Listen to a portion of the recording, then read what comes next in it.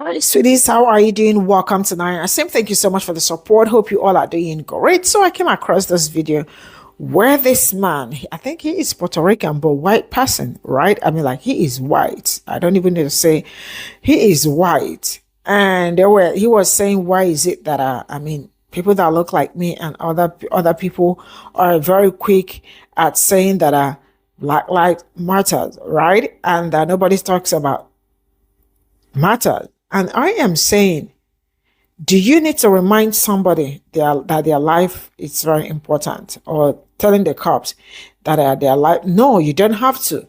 They know already just by looking at them, because they have the skin color for protection. I do not have that skin color for protection. My people do not have that skin color for protection. So there is need to remind them that your life is very important. And this man is going up and down and the rest of it. Why? Now, let me tell us this. It's just like growing up. A lot of people, I never saw black, advertisement and all that. Like when it comes to beauty standard, it has always been them. And that really got so much effect on black community. Not just only my people, like if even when you come to Africa, you will also notice that, because at some point, everybody wants to look like them. Some even want to, turn their skin color into something else. It is just now that black people has been screaming it that your color is beautiful. You do not have to tamper it. That is actually making a lot of people understand and appreciate their color. But you know what? Let's get into this. She said, brown is beautiful. And I said, okay, yeah, brown is beautiful. What's your point? White, that's not beautiful? So I wasn't attacking the young lady. I was just saying, okay, I agree, but what do you got to say about what I had to say? And she never replied to me. So you're gonna sit I'll up here and tell reply. me that this? I Okay, can yeah, I'm reply. listening. I would like that. I would love it. So you as a white tea man, when you hear a brown person or a black person say something like brown is beautiful, black is beautiful, you Yeah. as a white tea person come and say, wait a minute, white tea is beautiful too, etc. Here's the thing, Jimbo, that you don't understand. The reason why brown and black people go out of their way to say brown is beautiful and black is beautiful is because for a very long time in our history, we have been taught that the only beautiful is white tea. We have been not only taught, but also treated. It's been portrayed that only white tea is beautiful. The standard of beauty has been white tea for a long time. For a long time, the macro media has been pushing white tea beauty, and therefore have subconsciously taught brown and black people that we are not beautiful. And therefore we go out of our way to convince ourselves that we are beautiful because we have been conditioned by the macro media, by the system, that we in fact are not beautiful. And now the biggest crime that white tea people can commit in this particular case is you coming back and saying, what do you mean brown is beautiful? What about us? Y'all already done proved and convinced and conditioned literally the world into thinking that the standard of beauty is white tea. So the fact that you feel left out when brown or black people say like, black lives matter or brown is beautiful, you don't get it. See, y'all already taught that your lives, white lives, are important. Y'all already taught that. And y'all have systemically already convinced and conditioned people that only white tea lives matter and nobody else's. And therefore we have to go out of our way to say that brown is beautiful, black is beautiful, our lives matter. Because you see, if you say, well, what about white tea lives matter? You already have conditioned the world that your lives matter and nobody else's. So when we say black lives matter, brown is beautiful, it's us saying, ironically, it's us saying, us too. We should matter too. Go ahead. Sometimes what you say is crazy, man. Like right now, you said we was we was always taught. You just said that white is beautiful, and we was never taught that. Bro, how the fuck you know what my family taught me?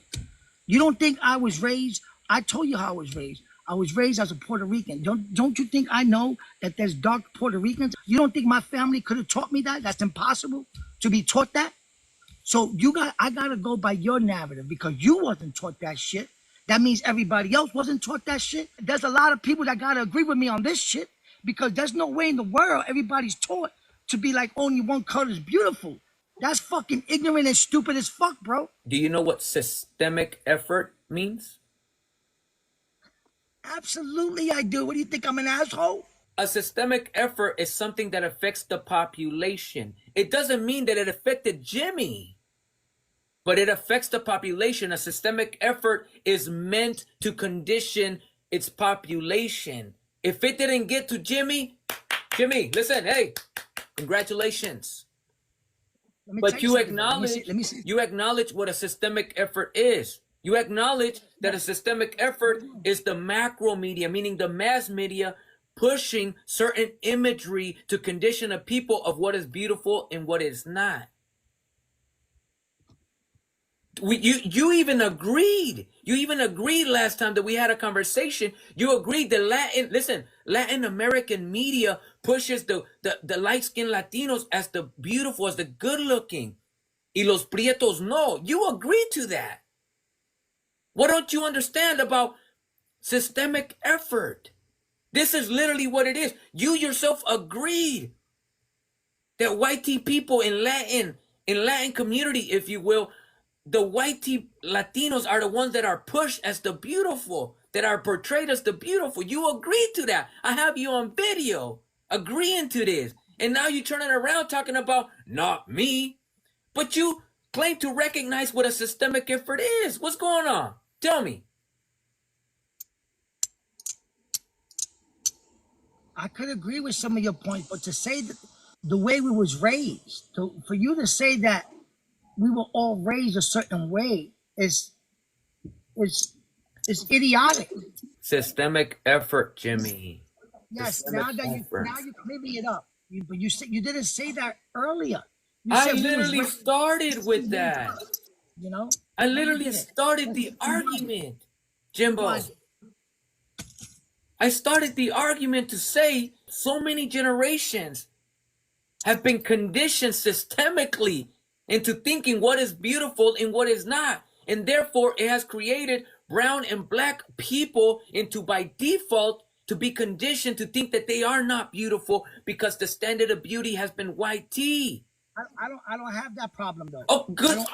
Congratulations, you're white tea. I don't have that. No. I know you are white tea. You will never suffer from it. That's the point. No. You see what you're doing right now? But let me finish. You telling me that I'm white. I'm not white. You want to say that? That's on you. That's on you. You want to say that, and you always keep saying. And I heard that I saw what you did to the other girl.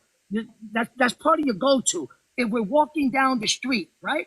And my thing is depending where the fuck we at.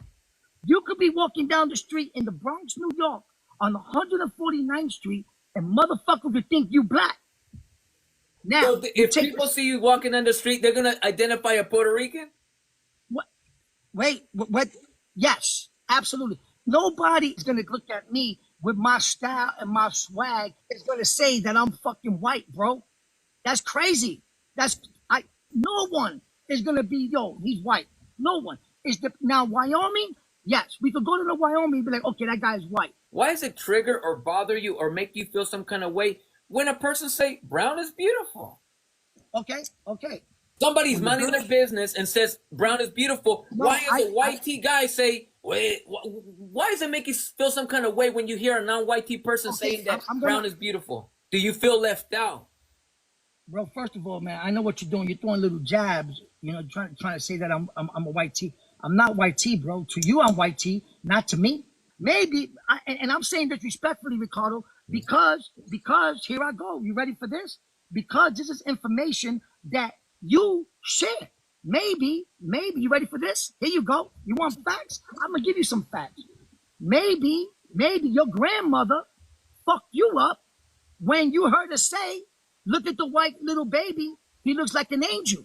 When you were 6, 7 years old, that came out of your mouth. Maybe, Ricardo, maybe you're dealing with some fucking traumas that you need to go talk to a motherfucking therapist, maybe you need some help, motherfucker. You ever thought about that? Okay. And the way you like posting videos, post this last 2 or 3 minutes. I got you. Okay, with that said, Yeah. okay. Yeah. What? Your grandmother said, "Oh, look at that white little angel," and ever since, your ass been fucked up. So maybe you dealing with shit. Look how much I'm And gonna that's respect coming out of you. your mouth, motherfucker. Look how much I'm gonna respect you. Check this out, and I'm not even trolling you. Check this out. Okay, as a non-white T guy, you are as a non-white guy. Okay, as a non-white guy. No, listen. As a non-white T guy that you are, why is it important for you to come in when a brown person says brown is beautiful? You say, but white T is too. As a non-white T guy, why is it important to defend white T people? Because my perception is white is beautiful. Wait up, I'm gonna answer you. Yellow's beautiful. Black that look purple is beautiful. That's the way I see it, and that's my perception. What is your opinion on that? When black people say Black Lives Matter and white T people come and say all lives matter, what's your opinion on that? Okay, wait up. What is going on when black people say Black Lives Matter and white T people come and say all lives matter? What's going on here?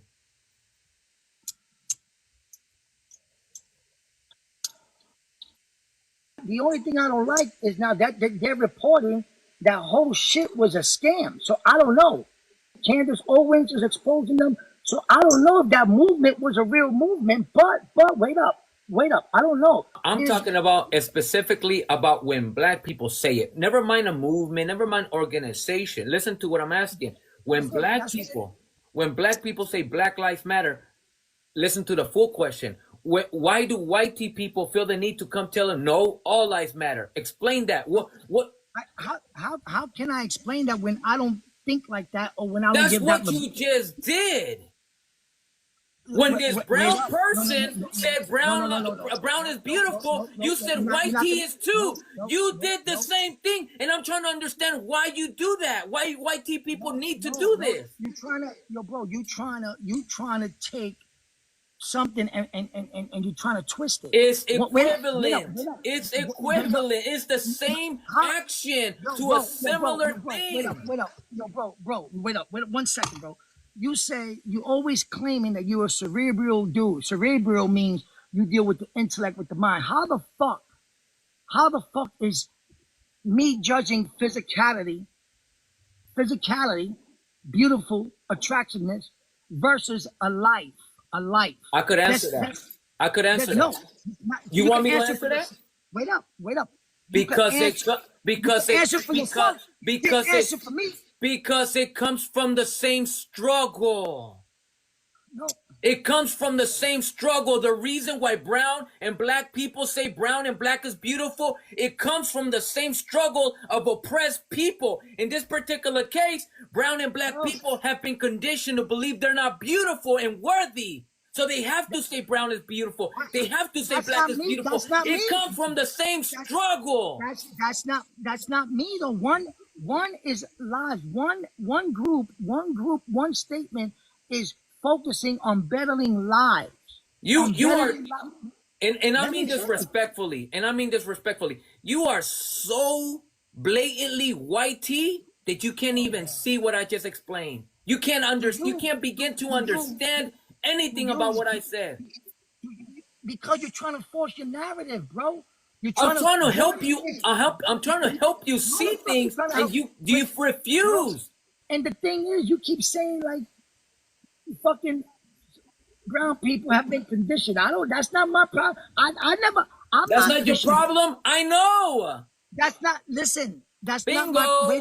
Wait up. That's not my problem because I don't see life that way. Because you're not brown. I don't see brown, white that way. I see. You don't see color, right? In most situations, no.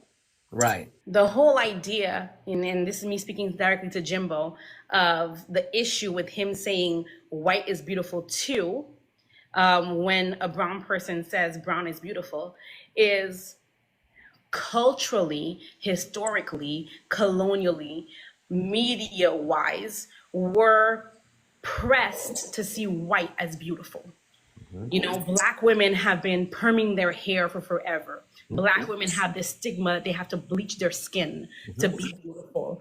We have to, you know, now we're contouring to make our noses look straighter, our lips look either fuller or thinner. And so it's already known, it's already a stigma that white is beautiful. We don't need to emphasize white is beautiful. Right now, it's about empowering brown and Black people to see that they are beautiful too in their natural state. So, as a brown man or as a person that's saying that he's a non-whitey, if he can't understand that struggle that either his daughter, his sister, his mother faced, then that is problematic. Now, addressing something that you said is you said that this girl that identified as his sister, that he could tell from looking at her, even though she looks like a whitey, is Puerto Rican, and look at you and think that you're Puerto Rican. As a Haitian person, light skin or black or dark skin or Black, having grown up in Haiti and seen Haitian, it's more than just color that identifies a person. There's something about the mannerism of a person, but her, based on her attitude and the way she spoke, he felt that she looked Puerto Rican. Maybe you, based on your skin tone and your look, he said you look Puerto Rican. I understand 100%.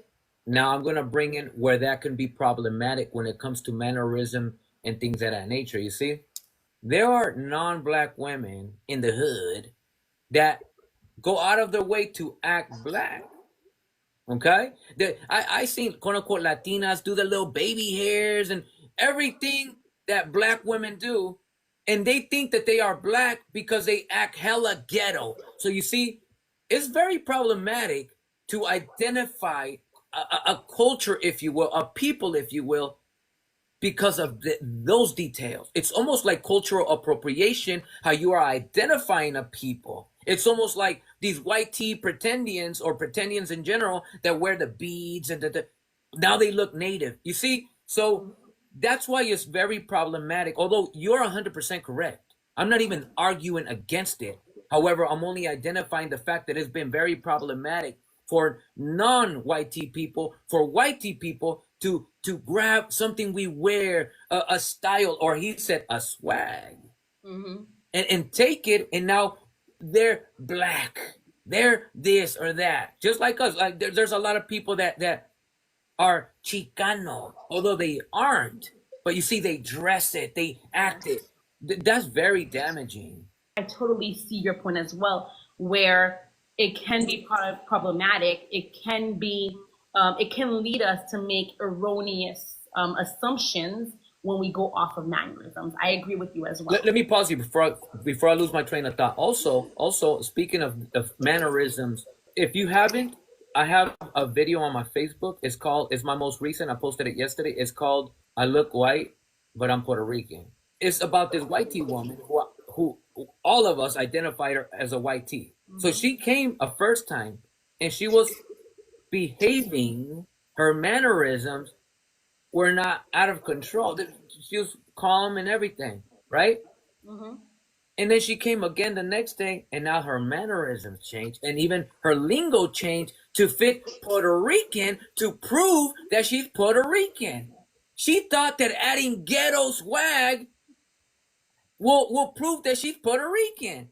And you understand, you see how this, yes, you're right.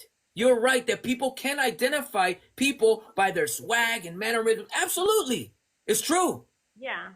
But you see, white tea people, and exclusively white tea people, can act Black, can act Hispanic, can act whatever they want, can dress Black, can dress Hispanic. But if they take off that costume, they take off that mannerism, they could go back to being white tea just like that. Agreed.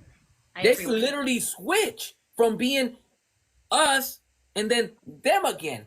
Yeah. A white tea person, and you've seen it in history, could grab a wig and claim to be Black. Hubby just said whenever white privilege benefits them, they go back to being They white. go back over there. Right, exactly. That's what I'm trying to tell you. Like there's this, I don't know the name, but this white tea woman who who passed as black because she got a wig with the 4C hair, and she been black the whole time. Black people accepted her as black, and then one time she was caught that it was a wig she was wearing, and she was actually a white woman. and you see how it's problematic Yeah. to allow white people to claim to be us. That's why I tell people all the time. White people are white people. Don't allow them to infiltrate. Don't allow them to say that they are us. They are not. They're culturally appropriating another people just to fit in. When it's cool, you want the rhythm, not the blues. This is all I got from this video. This is really very enlightening. And I love that he kind of talks like, from black perspective. I don't see him claiming his even side, but he tries to fit in into black side, his black side. Now, let me say this.